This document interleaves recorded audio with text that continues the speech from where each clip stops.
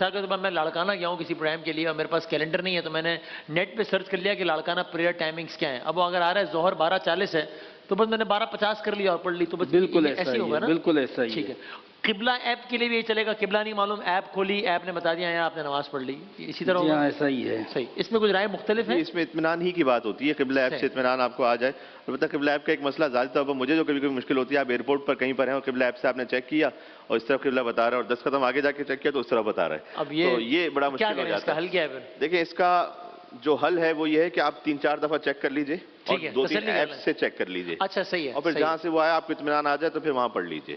باقی اذان والا وہ تو وہی ہے نا جو بات انہوں نے جی کی. اس میں افطار کا مسئلہ تھوڑا سا آسان یہ بھی رہتا ہے کہ جو افطار کا وقت ہے وہ تو چلیں تھوڑا سا مختلف آ رہا ہوگا، لیکن سائنٹیفکلی جو سن سیٹ کا وقت ہے ہاں ہاں وہ تقریباً وہ سن رائز اینڈ سن سیٹ کا وقت، اس کا تعلق تو کوئی مسلمانوں کے معاملے سے نہیں ہے، وہ تو ٹھیک ہے. جنرل بات ہے.